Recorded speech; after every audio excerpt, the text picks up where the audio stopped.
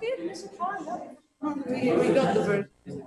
So أنت do you suggest reading Freeman Dyson to students? Do you encourage them to سميته fine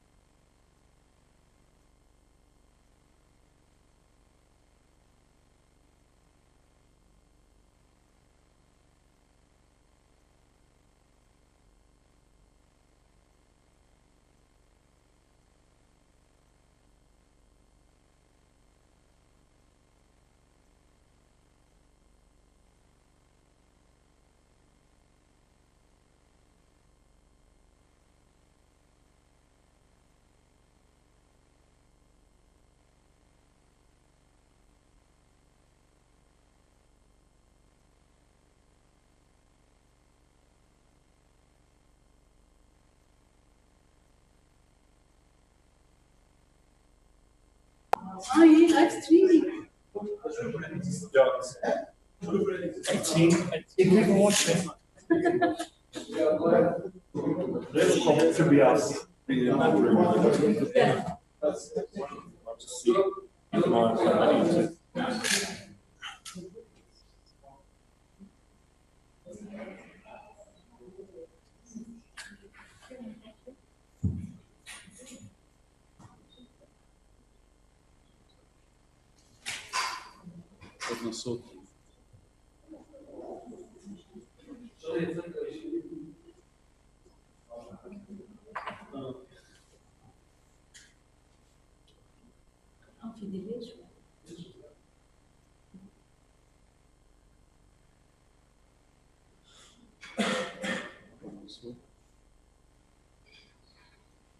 Joseph.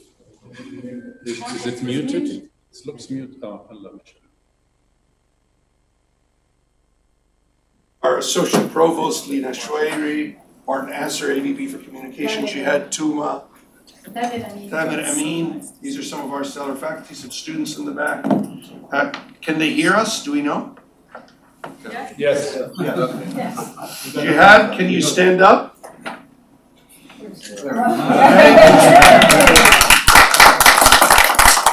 So Jihad and Rami have helped develop this award. This is the first time we've given an award. Good morning and thank you for being part of this extraordinary event in our AUB New York office in the Depth Center and on campus at AUB. Our Board of Trustees has just met this morning and we're going to continue to be meeting. We're now joined by distinguished guests, members of our International Advisory Council, students and faculty in Beirut, and of course by our speaker and award recipient, Professor Freeman Dyson. Welcome also to Mrs. Emmy Dyson, and thank you both for traveling here from Princeton today to be with us. No thanks for administering a beating to my beloved Eli's this weekend. You can see the enthusiastic group on the screen. Chair of AUB's Physics Department, Professor Jihad Touma, an extraordinary faculty member and scientist himself, recently awarded tenure. He's been just moderating a panel today at AUB on Professor Dyson's contributions to science and society. He's joined by Professor Tamer Amin, Chair of the Department of Education. Dr. Imad Barghouthi added a message by video from East Jerusalem about his personal experience of Professor Dyson's commitment to science. We have invited Professor Dyson to be AUB's first recipient of the Presidential Science and Humanism Award, which we will present to him in a ceremony later this evening at the Morgan Library. The award is a new one and a unique one. It recognizes professional research of the highest quality, but also personal example that reflect AUB's cross-cultural, multidisciplinary legacy and mission. The award emphasizes dynamic scholarship that challenges and expands established boundaries, highlighting the quest for humanity's self-preservation, dignity, and spirit of respectful engagement among people everywhere, but it also recognizes fully freedom of inquiry and courage in humanitarian legacy and in human philosophy. Indeed, Professor Dyson's scientific inquiries have enlightened generations of men and women about the mystery and the order of our universe. While his personal example inspires them and their nations to be guided by humanistic values, he has ventured towards distant galaxies to explore the nature of the cosmos. But he also is human enough to marvel and write about the beauty in trees and birds and violins. He stretches the boundaries of knowledge in mathematics and quantum electrodynamics, in astrophysics, and other scientific arenas, while simultaneously exploring the mysteries of faith, ethics, and human nature. The techniques he used in physics form the foundations for most modern theoretical work in elementary particle physics and quantum many-body problems. He's made highly original, important contributions to an astonishing range of topics, from number theory to adaptive optics. But also, he's been someone who's taken strong, courageous positions. His strong public criticism of the government of Israel and support for Dr. Imad Barghouthi of Al-Quds University, who was detained twice by Israel, is a reflection of his courage and his ability to stand up for that which is really right and that which is really just. It is in AUB's interest and our honor to be associated with Professor Dyson. He is a scholar who understands the full extent of scholarship as the search for the truth. He is a public activist and a public intellectual, a writer and a scientist. While AUB is honored to honor him with this award because his life exemplifies the life of the mind and the life of the soul, he also honors us with his presence today. I'd like to now invite Professor Dyson to talk to us about biological and cultural evolution, 6 characters in search of an author. Following his talk, journalist Rami Khouri, who's here with us today in New York, and being a good sport as his Yankees lost to my Red Sox, will moderate a Q&A with our audience in both Beirut and New York. Professor Dyson, we are truly honored to have you here with us today, and we thank you for sharing your creative thinking.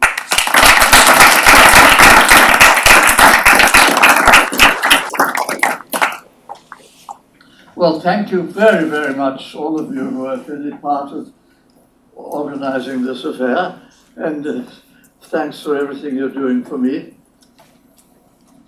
I apologize for reading from a script. If I didn't read from a script, it would take even longer. And as it is, I'll just get ahead with it. So in the Pirandello play, The Six Characters in Search of an Author, the six characters are actors who arrive at the theatre to begin rehearsing a play.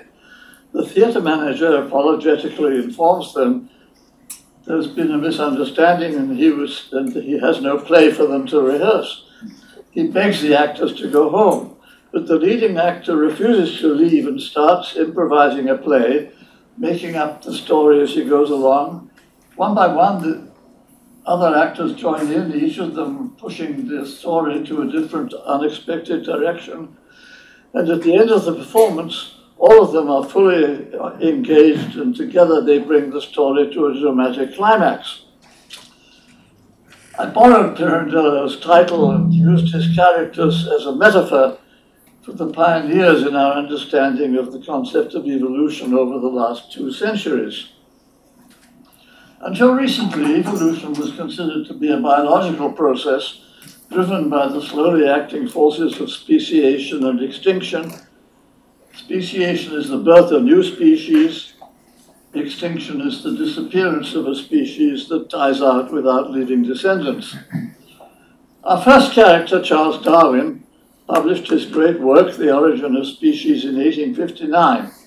He demonstrated from observations of species in the wild and from the effects of selective breeding of plants and animals that natural selection is a powerful force for driving evolution.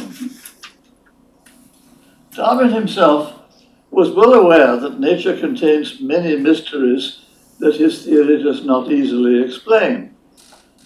There is a mismatch between the real world, with its amazing richness of diverse species, many of them obviously burdened with superfluous flowers and feathers, and the theoretical world of Darwinian evolution in which only the fittest should survive.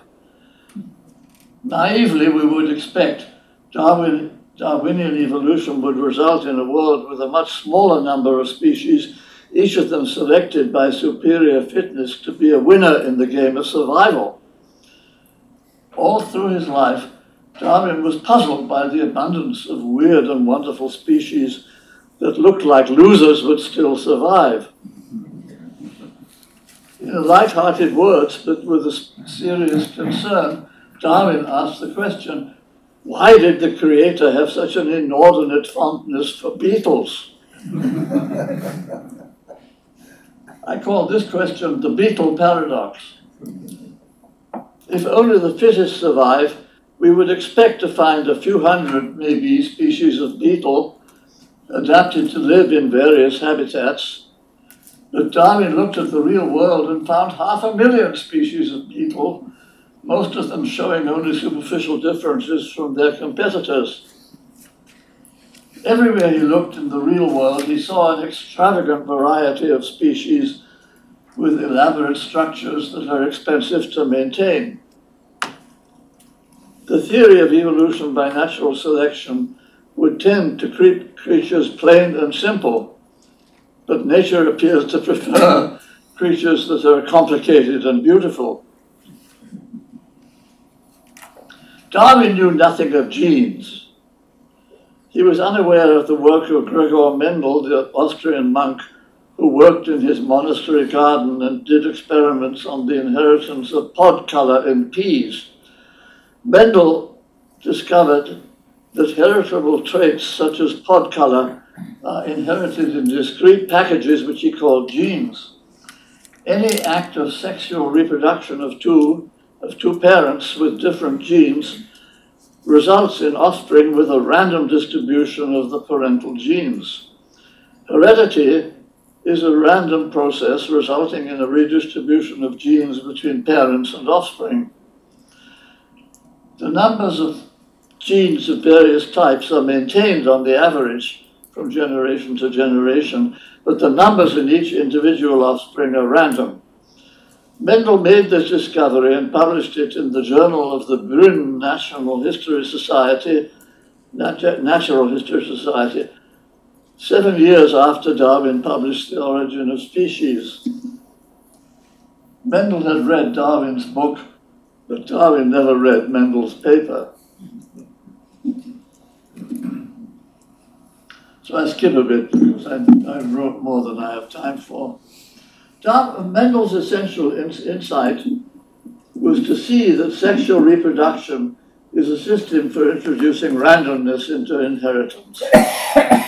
In peas, as in humans, inheritance is carried by genes that are handed down from generation to generation. His simple theory of inheritance carried by genes predicted a ratio of 3 between green and yellow pods in the third generation. He found a ratio of 3.01 with 8,000 plants. He had to use this big sample to get any kind of statistical significance, which he understood the laws of statistics, which Darwin did not. So this gave Mendel confidence that his theory was correct. The idea of genes remained generally unknown among biologists until 20 years after Darwin's death. Darwin imagined various ways of mixing inherited traits of parents and distributing them to offspring, but he never imagined genes. Without the concept of genes, it was impossible for him to calculate correctly the rates of speciation and extinction in any natural population. He had the good sense not to make such calculations without having a theory of inheritance. He had no way to guess reliably how effective natural selection could be in creating new species and exterminating old ones. At this point in the play, my second character walks on. Moto Kimura, author of the book The Neutral Theory of Molecular Evolution, published in 1983, more than 100 years after Darwin's masterpiece. Kimura was a Japanese geneticist who came as a student to work with Sewell Wright at the University of Wisconsin. Sewell Wright was one of the biologists who explored the evolutionary implications of Mendel after Mendel's paper was rediscovered in 1900. I was lucky to meet Sewell Wright, accidentally, at the faculty club at the University of Wisconsin in 1987. I was visiting the university and went to the faculty club for lunch. Sitting alone at a small table was a lively old man who turned out to be Sewell Wright, then 98 years old, but still in full possession of his wits. He gave me a detailed first-hand account how he read Mendel's paper and decided to devote his life to understanding the consequences. Wright understood that the inheritance of genes would cause a fundamental randomness in the evolutionary process. The phenomenon of randomness in evolution was called genetic drift. Kimura came to Wisconsin to learn about genetic drift and then returned to Japan. He built genetic drift into a mathematical theory which he called the neutral theory of molecular evolution. After the discovery of the structure of DNA by Crick and Watson in 1953, Kimura knew that genes are molecules carrying genetic information in a simple code. His theory implied that evolution is driven by the statistical evolution of molecules. He called it the neutral theory because it introduced genetic drift as a driving force of evolution, independent of natural selection. I never met Kimura, but he was still alive when I began to study his work. and I was delighted to receive a personal message of encouragement from him before he died in 1974. Kimura did not prove that Darwin's theory was wrong, but he proved that Darwin's theory was incomplete. Darwin missed genetic drift, which is sometimes important and sometimes not. The evolutionary effects of natural selection are generally independent of the size of the population, while the effects of genetic drift depend strongly on population size. Other things being equal, the rate of genetic drift is proportional to the inverse square of the population size. The inverse square root, inverse square root of population size. The inverse square root is a simple consequence of the statistics of independent random variables. The average of any n independent variables varies at a rate inversely proportional to the square root of n. For any firmly established species with a population measured in millions or billions, genetic drift is negligible, natural selection is dominant, and the Darwin theory is valid. For a newly emerging or endangered species with populations measured in tens or hundreds, genetic drift dominates, selection is relatively unimportant, and the Kimura theory is valid.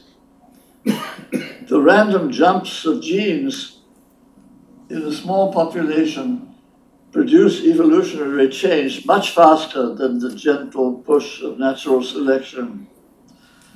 Kimura understood that genetic drift is the main driving force in the quick jumps when species are created or extinguished. Kimura's theory explains the beetle paradox that puzzled Darwin. Why are we surrounded by such an astonishing diversity of birds and insects and microbes?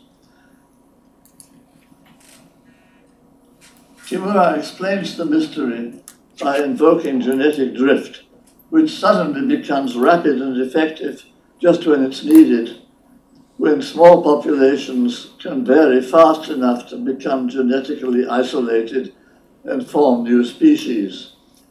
Genetic drift in local enclaves gives to every large established species the power to diversify.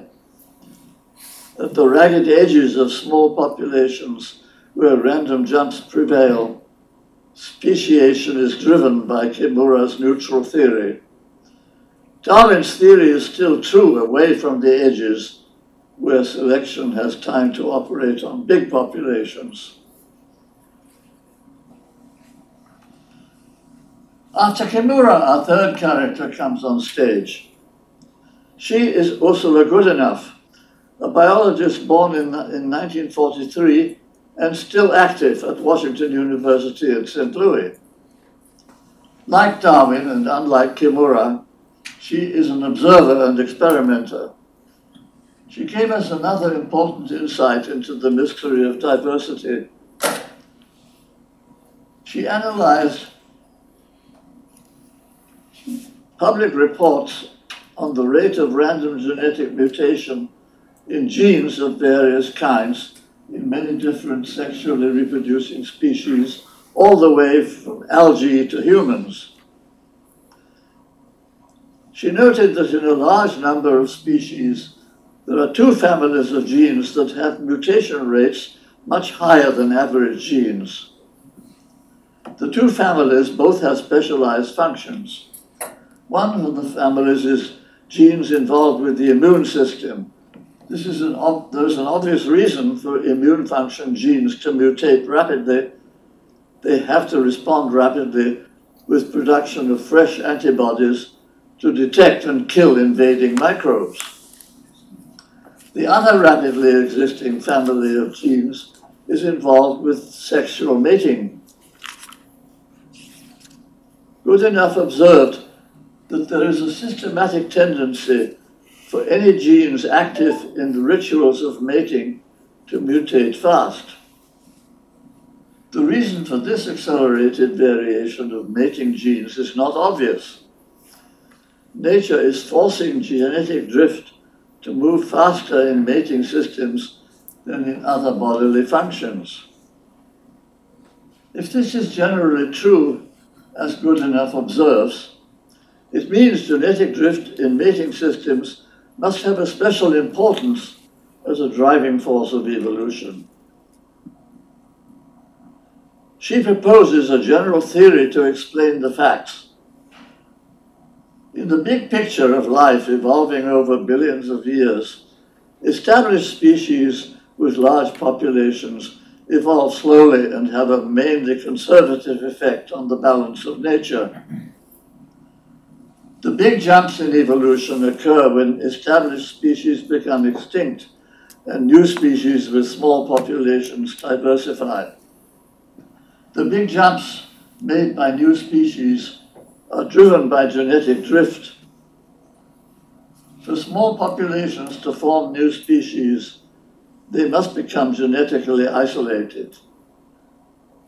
The rapid change of mating systems is nature's quick way to genetic isolation. Goodenough concludes the rapid mutation of mating systems is nature's way of achieving big jumps in large-scale evolution.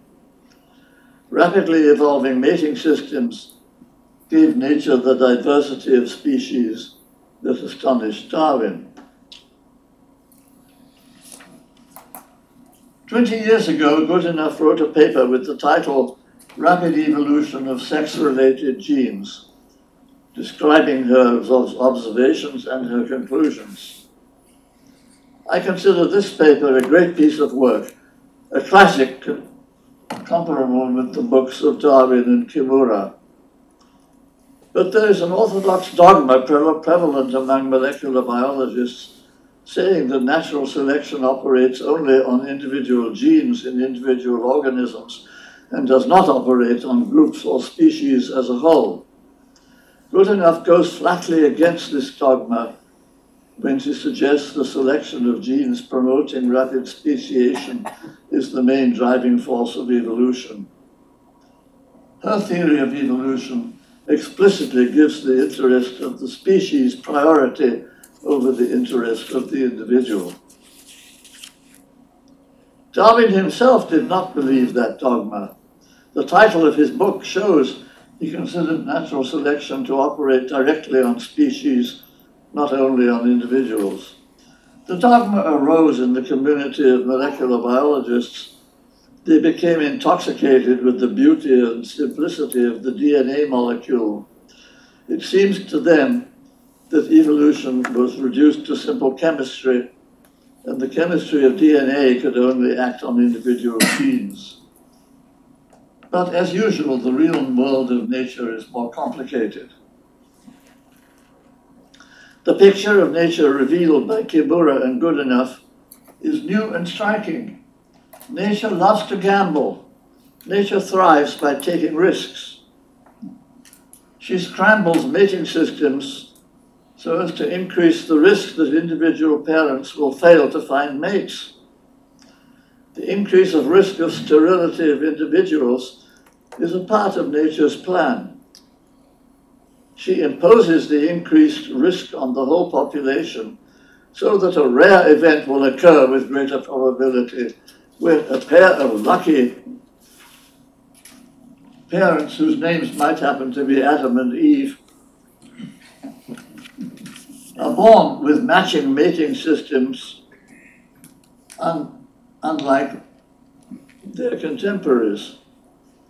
That rare event gives one pair of parents a chance to give birth to a new species. Nature knows how to play the odds. By putting her thumb on the mating system mutation scale, she increases the risk of sterility for parents and increases the chance that a lucky pair will start a new species. Nature knows in the long run, established species are expendable and new species are essential. That's why nature is ruthless to the individual and generous to the emerging species. Risk-taking is the key to long-term survival, and is also the mother of diversity.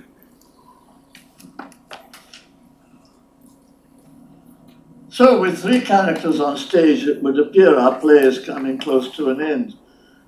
But then a fourth character bursts in, jumping back 100 years into the past and telling a different story.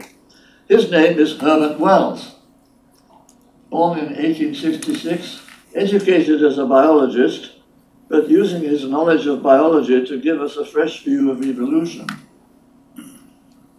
The first three characters thought of evolution as a biological process governed by the rules of inheritance from parent to offspring.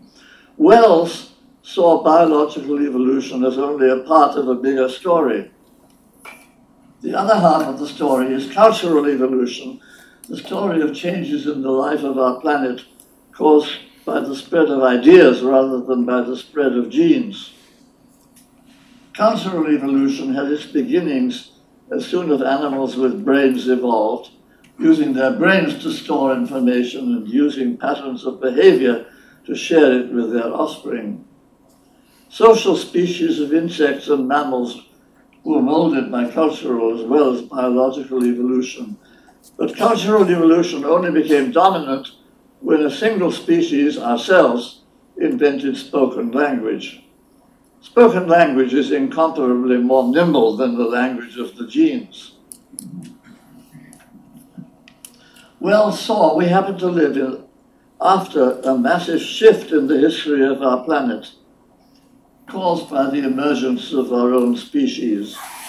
The shift was completed about 10,000 years ago when we invented agriculture and started to domesticate animals. Before the shift, evolution was mostly biological. After the shift, it was mostly cultural. Biological evolution is usually slow, big populations enduring for thousands or millions of generations. Cultural evolution can be 1,000 times faster, with major changes occurring in 2 or 3 generations. It took about 200,000 years for our species to evolve biologically from its origin in Africa until today. It took only 200 years of cultural evolution to convert us from farmers to city dwellers and to convert a large part of North America from forest to farmland. Besides his expert knowledge of biology, Wells had a deep interest in the lives of ordinary human beings, with their destiny governed by ancient human emotions of love and hate, fear and greed. He began his professional life as a novelist, telling stories, bringing his characters vivid to life. His view of the human condition can be seen more clearly in his novels than in his biology. One of his novels is Tono Bungay, written in 1912. The narrator, George Ponderevo, is a young man, a capable crook, who is at home in the chaotic world of 20th century capitalism. The chief character is his uncle, Teddy Ponderevo, an amiable swindler who invented the wonder drug Tono Bungay, guaranteed to cure all diseases and bring us health and wealth and happiness. George knows how to keep the cash flowing with raucous advertising campaigns and sales of shares in fraudulent companies. For a while, Tono Bungay is a bubble making them rich. Then the bubble bursts and they are hunted criminals. Uncle Teddy dies in the crash of a homemade airship. George escapes in his private warship, which he happens to own. The last chapter of the novel is entitled Night and the Open Sea, with George's ship swiftly and silently slicing through the dark waves. Wells is writing with a premonition of the horrors of World War I, which broke out 2 years later, destroying millions of lives who would sacrifice themselves to the tribal gods of empire and country. The owners of warships would survive to find new victims. That was very much a part of Wells's view of life, that it is evil as well as good is driving the story. Another novel, The Time Machine, is concerned directly with evolution. The time traveler finds himself in the future, 800,000 years ahead of today. Wells draws one of the bleakest pictures of the future ever imagined. Humans have evolved downhill into two degenerate species, predators and prey, with diminished bodies and diminished minds. The predators are the Morlocks, living like rats in the cellars of ruined buildings. The prey are the AUB, living aimless lives on the surface in beautiful surroundings, tended like cattle by the Morlocks as a source of meat. The time traveler befriends an AUB girl who gives him 2 flowers to take home with him. The story ends with the time traveler vanished in another trip in the future, leaving behind the 2 withered flowers. The flowers are proof that even after the spark of reason has been extinguished, friendship and gratitude live on in the human soul. Wells's biggest work is The Outline of History. Published in 1920, a picture of cultural evolution as the main theme of history. He begins with a proud claim. This outline of history is an attempt to tell truly and clearly in one narrative the whole story of life and mankind as far as it is known.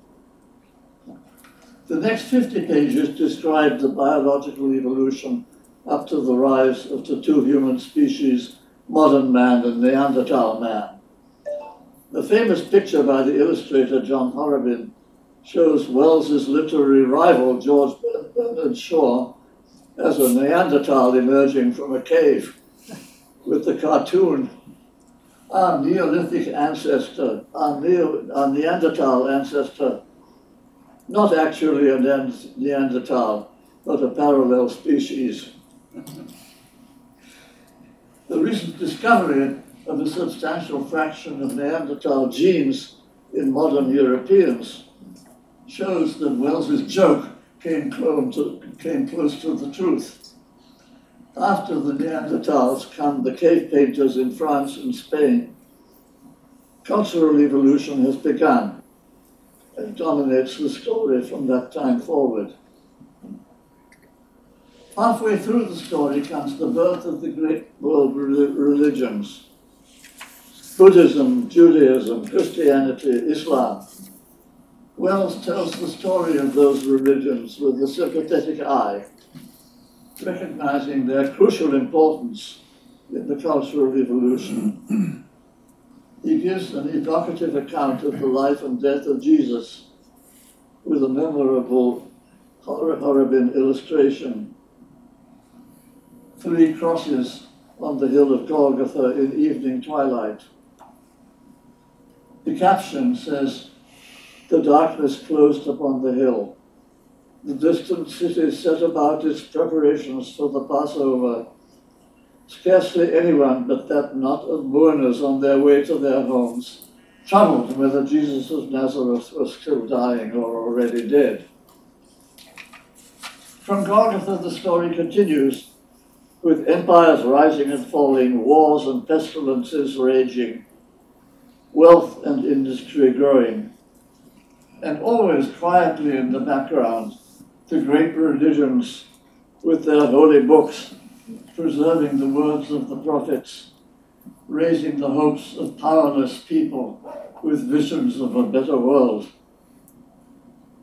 The history ends with the catastrophe of World War I, and with the abortive attempt still in progress while Wells was writing to establish a League of Nations with effective power to keep the world at peace.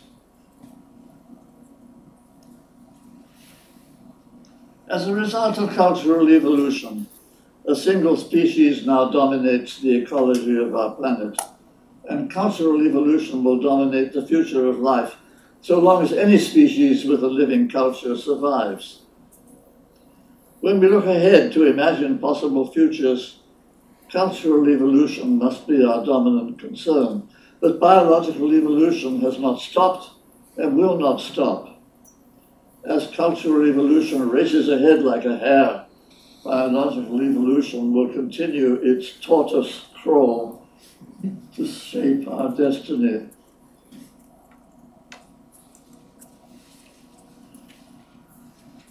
I'm ignorant of Chinese history and literature, so I discuss only the Western part of cultural evolution.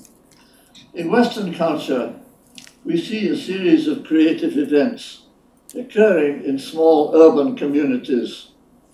Jerusalem around 1000 BC, inventing monotheistic religion.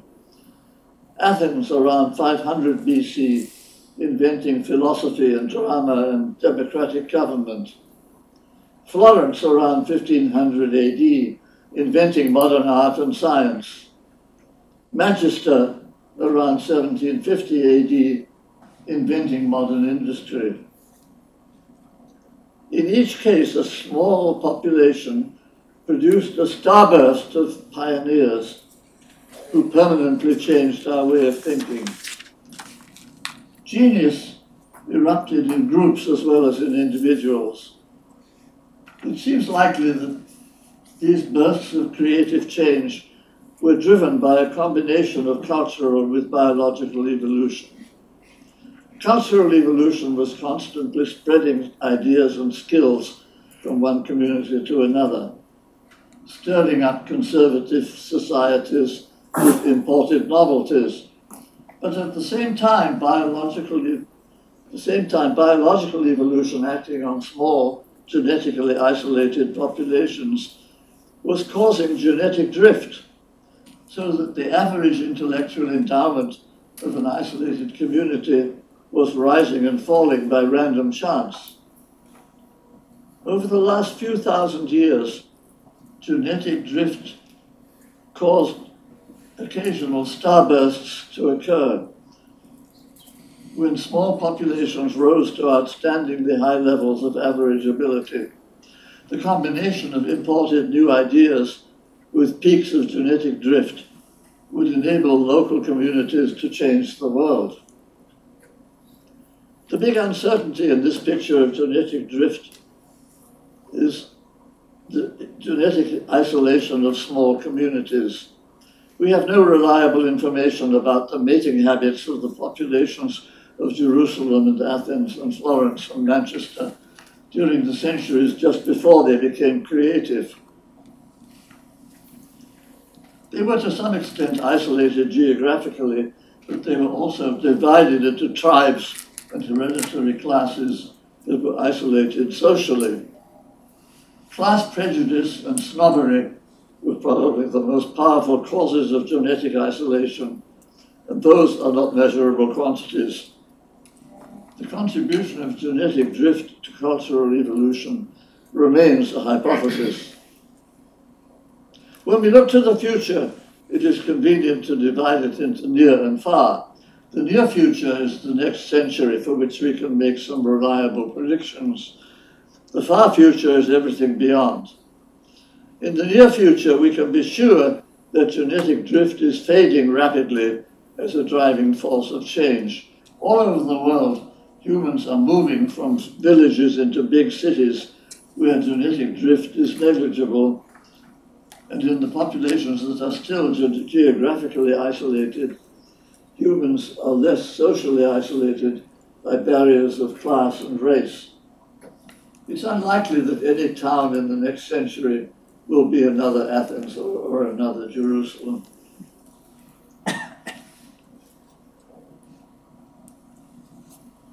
Wells ends his outline with a glimpse of the far future where nothing is certain and all predictions are guesswork. In the far future, it's likely that humans and other forms of life will spread out to great distances in the universe. If our destiny takes us to the stars, our descendants will again be genetically isolated, and genetic drift will resume its ancient power to mold our life into new patterns of diversity.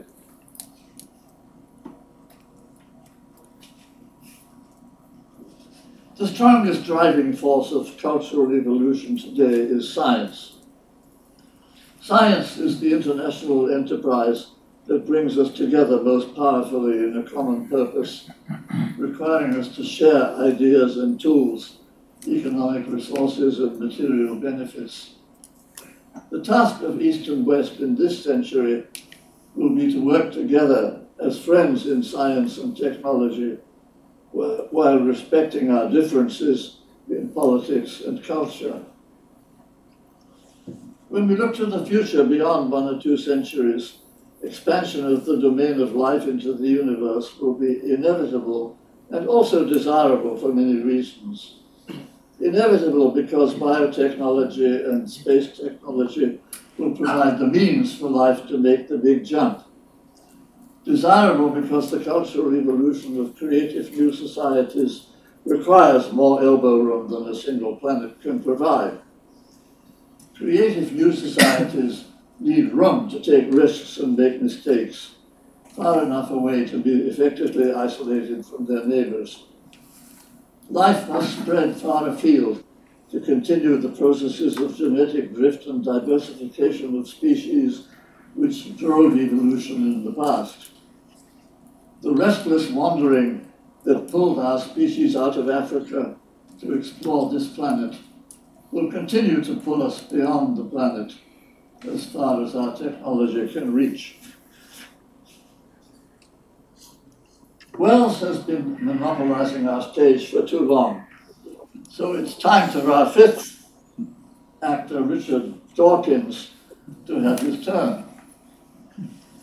Wells was at heart a novelist, portraying history as a story of human beings with ideas and emotions, as well as neurons and genes.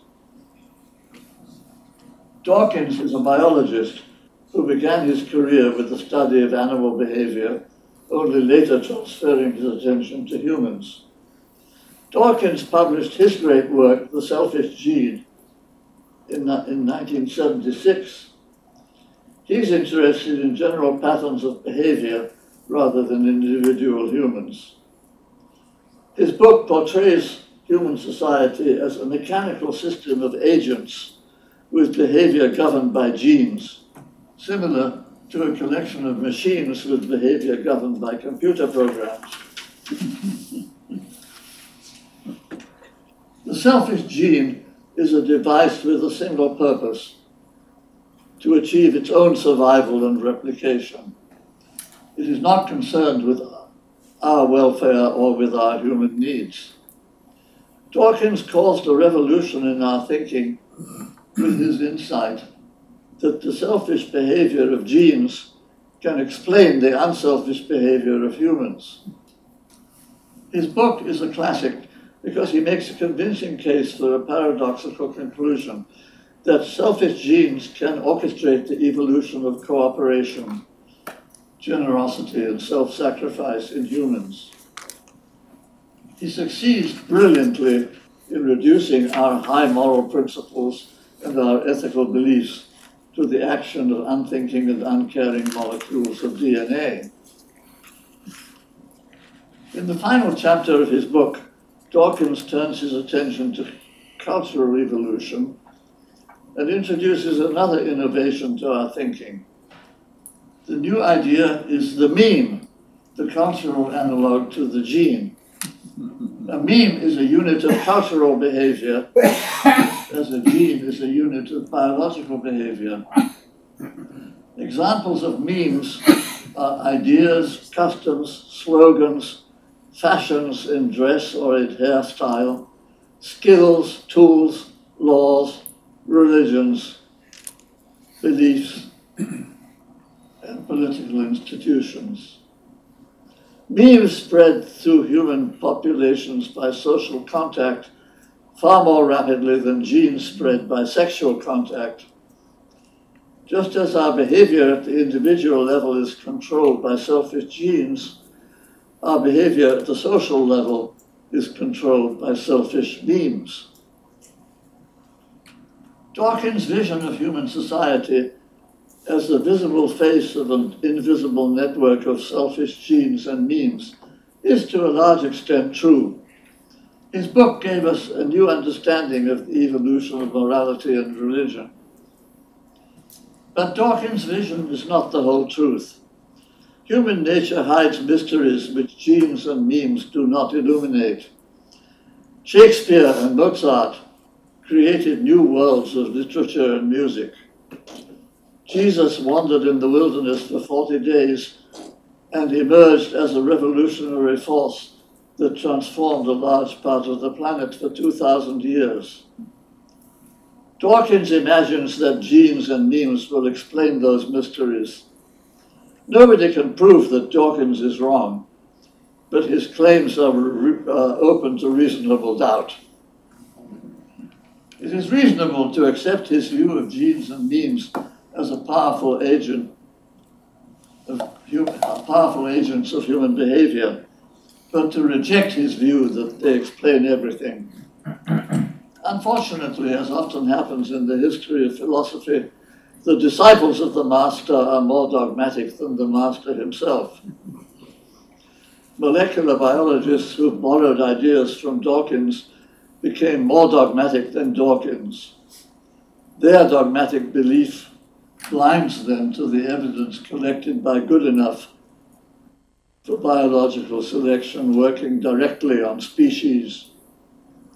Cultural evolution also works directly on species, but in a radically different way, as our last actor discovered.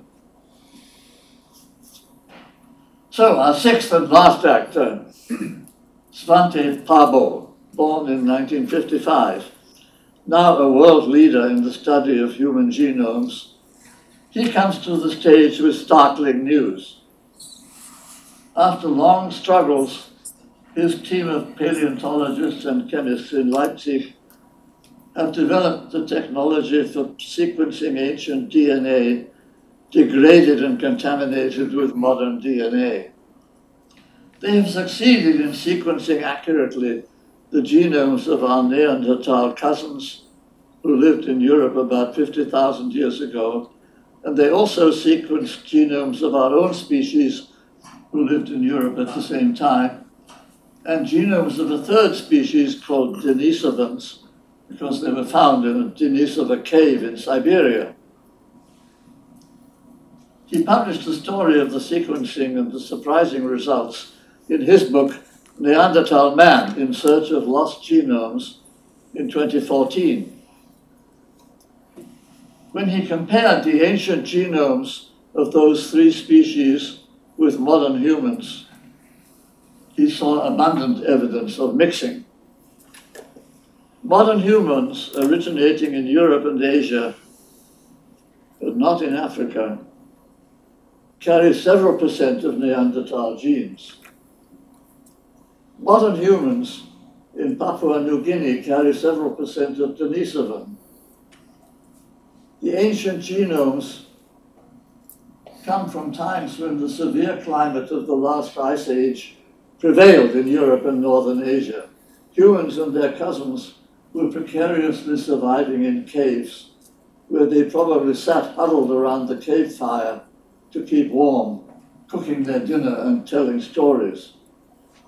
It now appears that the three species frequently sat around the cave fires together rather than separately.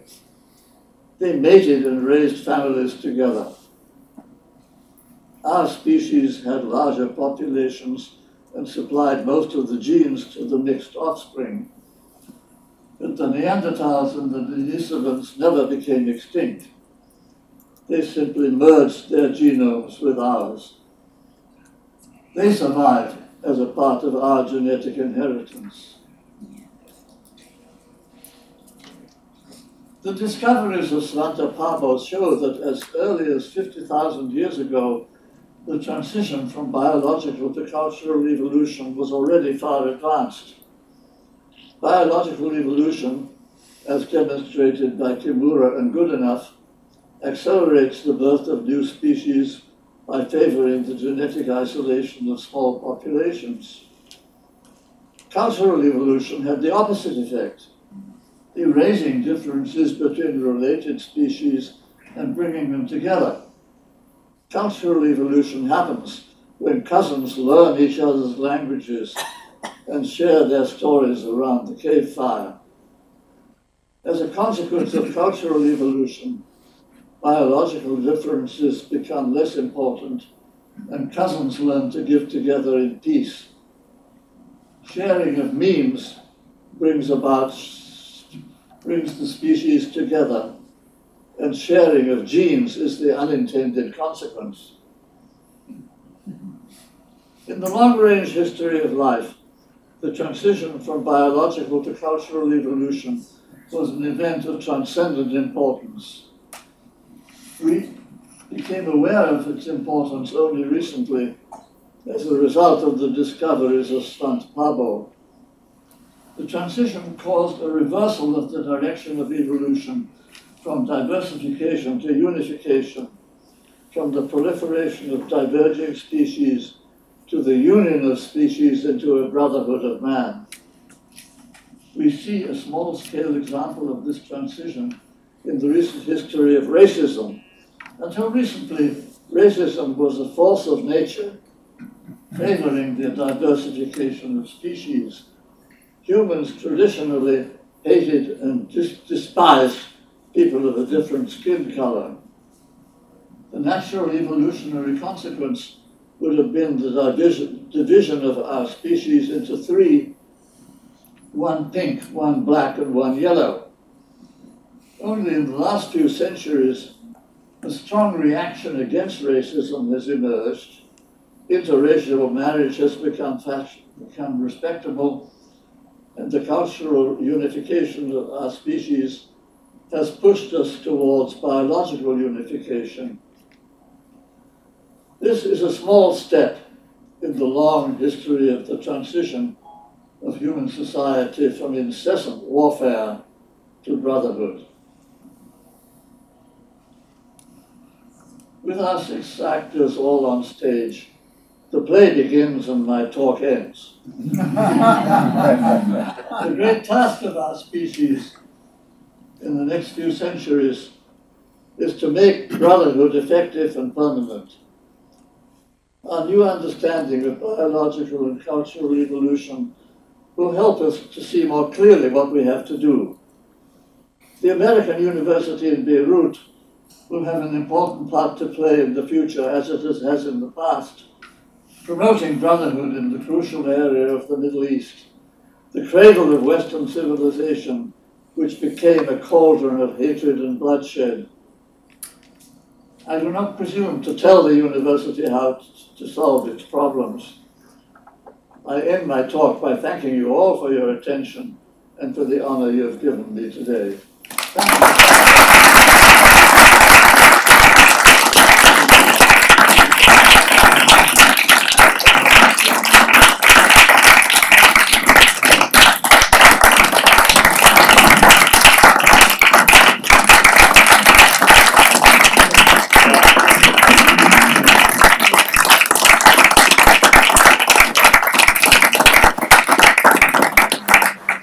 Thank you all, and now we have the questions.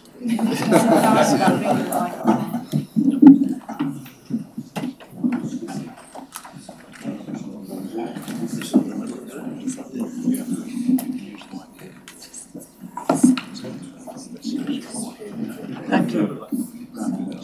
Yeah, that's good. So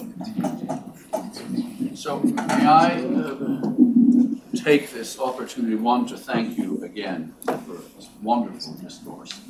And just to tell you, you may already know it, a little story about the American University of Beirut and that gentleman who wrote The Origins.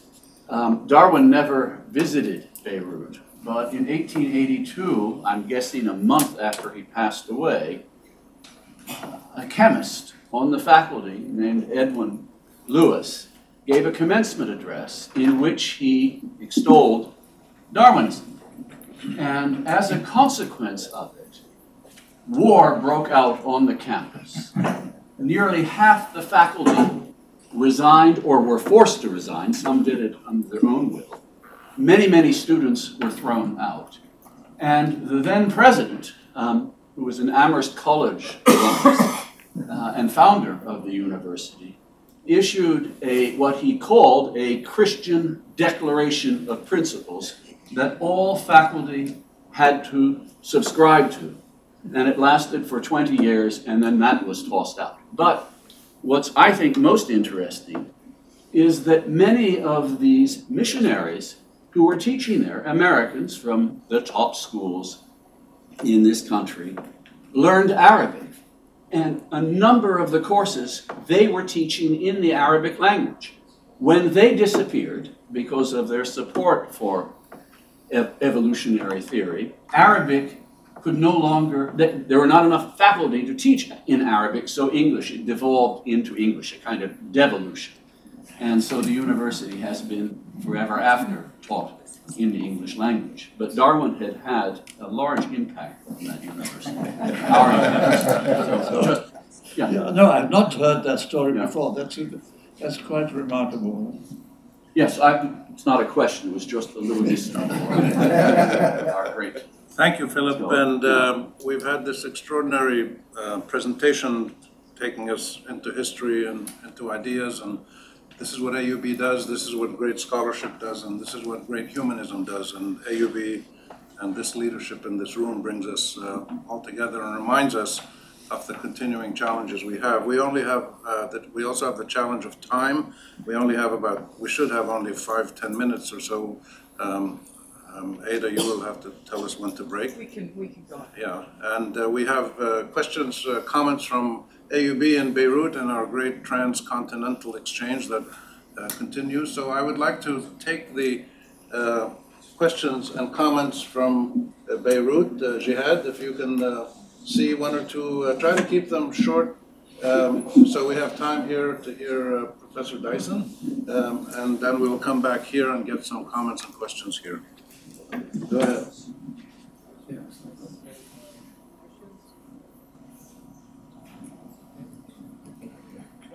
Turn on your microphones there when you speak.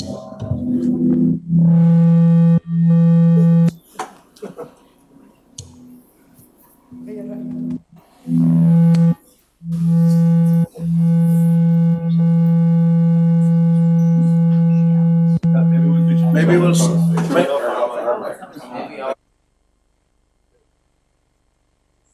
Sorry. Was that the problem?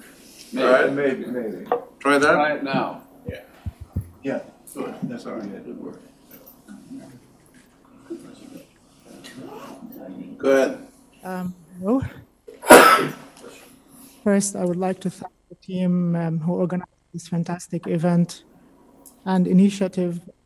My question to Professor Dyson: at some point in history, separating science from philosophy was essential. Science to progress, as it freed from old-fashioned beliefs and perceptions. And of course, when we separated science from philosophy, we also separated science from wisdom. So there was a price to pay. And of course, we had this cost-benefit balance. Benefits of science outweighed the cost of losing wisdom. And we've seen this reflection perhaps when the first dropped the atomic bombs on Hiroshima and Nagasaki. But now, of course, we benefit a lot from science. My question, how long this dynamics, how long it would outweigh cost? And now with we don't have only nuclear, that we have so many science and technology-based economic risks, such as cybersecurity, biological weapons, climate change. So at some point, does Professor Dyson perceive that these risks would shift the balance so the cost would outweigh the benefits of science? And what should we do then? Thank you. So I'm sorry I couldn't really understand the question. Can you repeat it? Let's turn this mic back on. It was essentially talking about how throughout history there has been a separation between science and philosophy and politics and other dimensions. And in today's world, are we running a great risk of losing something important if science continues to take a backseat and is separated from wisdom? Well, the answer is, of course, yes. Being an intelligent species is a risky game, and that is a big part of it. I mean, there's always a big chance when you're going into new territory culturally that you'll be in a blind alley and you'll do all kinds of desperate things which turn out to be disasters. That's the risks that nature always takes, and we have to take it too. Okay, another question, comment from Beirut, and then we'll come back here. Maybe on a different mic. Using a different microphone, possibly. By the way, that last speaker was Professor Ali Ahmed, who is in charge of research on nuclear energy and power in the Middle East. Formerly was a research scholar at Princeton for many years. Okay. I'm eager to hear your take on why two very intelligent people like yourself and Richard Dawkins to find it difficult to accept something like or to converge. I mean, I'm talking about Dawkins in particular. Why doesn't he accept group selection in principle? It seems to me that it would be something that would be a matter of, a case-by-case argument, different particular phenomena. Why do you think he doesn't accept it in principle? Did you get that? Yeah, it just always seemed to be obvious that group selection was real. I mean, if you just read Darwin's book, it's right there. I've never seen any particular reason to doubt it, but there is this dogmatic belief to the contrary, and that's something we have to live with too. If we could take some questions and comments here, please, and introduce yourself. Yeah, sure. This is Jinan Melouf. Thank you so much for, I'm right here. Thank you so much for stimulating us intellectually this morning. Can you hear me or no? Yeah, just speak up a little bit. Raise your voice a bit. Okay, sorry. So I was saying thank you so much for stimulating us intellectually this morning. One quick question for you, or maybe two quick questions. How did you go about handpicking the 6 characters and throwing Ursula into the equation? Was it a complete random act, or was she chosen on purpose? So what was the question? How did you pick those 6 characters, and how did you throw Ursula into the equation? Well, the reason I chose them was it seemed to me they were the people who had actually had all the good ideas. And of course, Ursula in particular, I know her personally, and so I think she deserves far more respect than she gets, and that's, of course, an old story that there is some tendency to downgrade people just because of the color of their genomes, and anyhow, that's at least to me, she's one of the greats. Okay, thank you. Tfaddal back there. Introduce yourself, please. Yusuf Zain, member of the International Advisory Council of the American University of Beirut. Thank you very much. Linking history to genetics to the future is just unbelievable. But one thought I just had, listening intensely to what you're saying, seems to be that one of the things that AUB should be doing is to integrate genetic research with historical research. That in an area where, I mean, Lebanon is a very funny place in many ways. We're 10,000 square kilometers, and we have 14 different dialects. Dialects cannot emerge except with genetic seclusion, because then, even Beirut has 3 different dialects, which means that people live within the same 10 square kilometers, completely separated, just like the cave people were sitting around their campfires, completely separated from each other.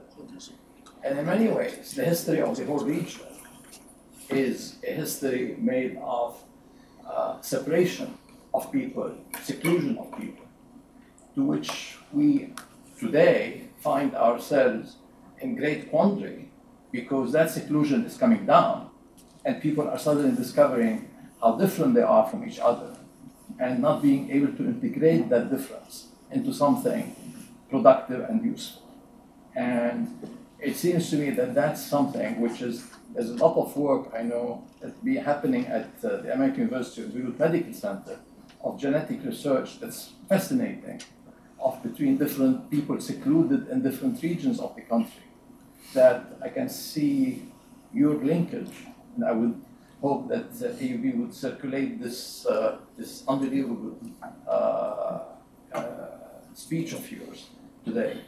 We will not only know why these people were chosen, but maybe we can even add to that. But thank you very much. This is really gives quite a lot of ideas for how we might be able to deal with some problems into the future. You're projecting history in your attitude. No, well, I'm happy to add to that I have a colleague at the Institute for Advanced Study in Princeton who is a professional historian who is now engaged in genetics, studying the ancient DNA, especially in northern Italy, and tracing the barbarian invasions that overtook the Roman Empire 1600 years ago. So this is a lively part of history today as a result of genetics. Thank you for a beautiful lecture. Huda Zagbi, a trustee of the university. I really enjoyed your characters and theater metaphor to understand biology and humanity all together in one. To build more on your cultural evolution discussion and how important that is, let's push that a little bit further and think how that might actually modify our genome. I'm sure you're aware that today we know that the environment, our experiences, as well as our environment, what we eat, what we experience, does actually modify our gene function in part through what we understand through epigenetics. I'm curious if you were to pick one more character to add to this mix that will help us figure out this cultural genome relationship, who would that be? Yes, well, actually, I'm not an expert on the history of genetics, and I can't answer the question. I'll think about it. If I could, Professor President Khoury, or let me ask you a quick question.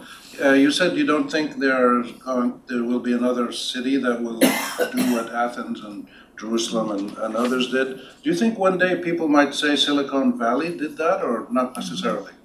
Well, of course, it's too early to tell, of course, but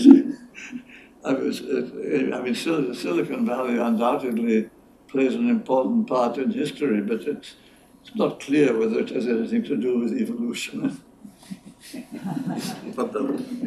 So, Professor Dyson, you honor us with your history and you flatter us because as a simple physician who grew up in a household with a mathematician, a biophysicist, he was a doctor, he called himself a biophysicist, and a physicist, a physician was considered to be a species somewhere below a plumber, although we are, of course, biologists. So your emphasis on the role of genetic evolution is intriguing, interlinked with cultural evolution. However, we're in a period of unusual resistance, shall we say, to cultural evolution across different parts of the planet, including in Europe, and perhaps some advocacy, even from the president of this country, of less cultural intermixing, less cultural diversification. And that's a particularly stark possibility for a small patch of area that I agree with you is the birthplace of Western civilization, which is the Middle East, because it's a crowded area, a lot of economic, political, and other challenges. How do you see getting this message across of the importance of the intermixing cultures and genes in that part of the world? How do you move that forward? So that's part of our mission. And after Professor Dyson answers that, we'll go back to Beirut. So in Beirut, if there are comments and questions, please be ready to step in. But if you could answer this question, this comment first. No, I agree with you that I better not start digressing, but so I think the answer simply is yes. It's here from Beirut. Let's go back to Beirut. And any comments or questions from there? Okay. Anybody ready? Jed? Yeah. Do you have a question? So there are, I have two questions. Turn on the mic, please. Yes, I actually have two questions. One pertaining to Freeman's lecture, another pertaining to his body of work and its relevance to the current moment we are in. So I start with lecture. We live in a context where it seems cultural evolution seems to be driving the development of isolated communities. Isolated communities which, when they come into contact, can also unleash catastrophic events. So it seems that the large-scale phenomena associated with cultural evolution are also selecting the development of isolation. Where does this fit in the framework that I've described? The other question pertains to events, which I will touch on your career. One is the move question nuclear treaty, which brought about a period of reasonable stability around the Cold War. And the other is the recent awarding of a Nobel Prize to the Art House. And I would like to hear your opinion on the work and possibility of actually developing models which allow us to couple the economy to climate in the way he has.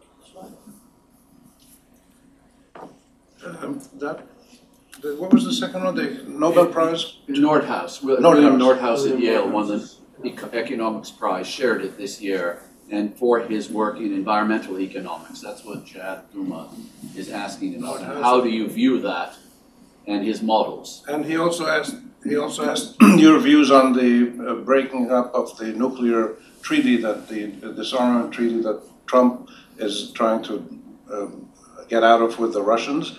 And he just announced this, and do you have any views on the possible implications of that?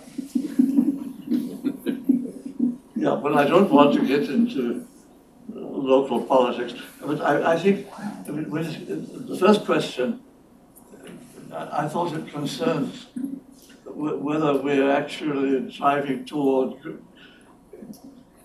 greater isolation. Cultural isolation, yeah, that was the first one. I would say no. I mean, the fact that the biggest influence in the last 10 or 20 years is cell phones. The whole world has been brought together by cell phones in on a much larger scale than these local enclaves of old-fashioned thinking. I mean, this is, of course, there will always be enclaves of old-fashioned thinking, and they're desirable in the right circumstances. So we ought to be diverse in our ways of thinking, and I'm not against that. But I think the tendency now, on the whole, is much more in the direction of unification. When you look at what's actually happened in the real world, something like half the population of the world has cell phones, and that makes an enormous change on a much more fundamental level than the local groups who want to preserve old customs.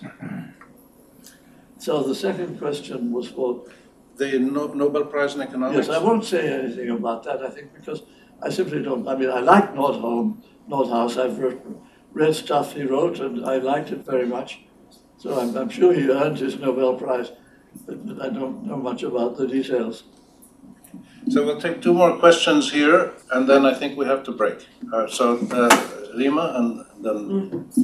My question to you, first, it's a fascinating lecture, and actually, I'm not a scientist, so for me it was much more informative than I expected. I learned a lot. I got curious. I mean, I learned from you that the trajectory that humanity will take into the future does not follow a deterministic model. It depends on what we do. This is where cultural evolution gets in. My question is this cultural and biological revolution also reversible by human choice? I mean, can we do something to take us back rather than into the future? You spoke about interracial marriages. Now, if people are going back to racial supremacy scientific models, can we go back? So we could go back, but it's not very likely. I mean, it is going back always has unintended consequences, and you're not really back where you thought you might be. So I would say mostly going back is an illusion. But I mean, it was. You can never tell, but I mean, of course everything is unpredictable. But culture is at least as complicated as nature, and both of them are totally unpredictable. Fadda. Thank you. I'm Salam Haykal. I'm a trustee of the university. So what I understood is that genes spread much slower than memes. And genes are based on the survival of the fittest. So the fittest is, by definition, is the one that survives. It's easy to understand who's the fittest. In memes, we have different cultures, and the question is, how do you actually define which is a cultural trait that is fitter in a certain cultural context? Because that is going to define the conflicts between cultures eventually. Yes, and of course that's a job for lawyers, not for scientists.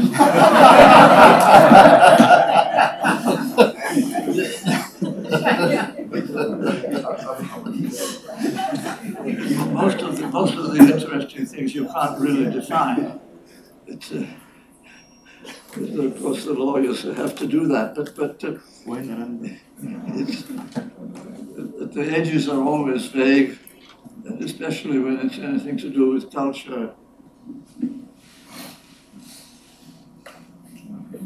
So there are certain types of behavior which are clearly well defined, and especially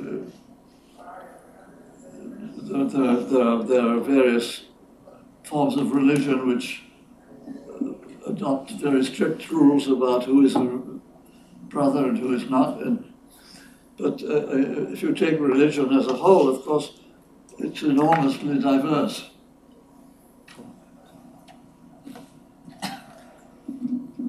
President Hoodoo, would you like to make a closing comment? I'd like to thank Dr. Dyson. He never fails to surprise all of us with his opinions and his views. This was a wonderful, eye-opening lecture. I'm still taking notes to try to fathom the six that you chose and some that you didn't. But I certainly think you opened our eyes as you have opened people's eyes for generations. And for that, we thank you, Professor Dyson. Thank you.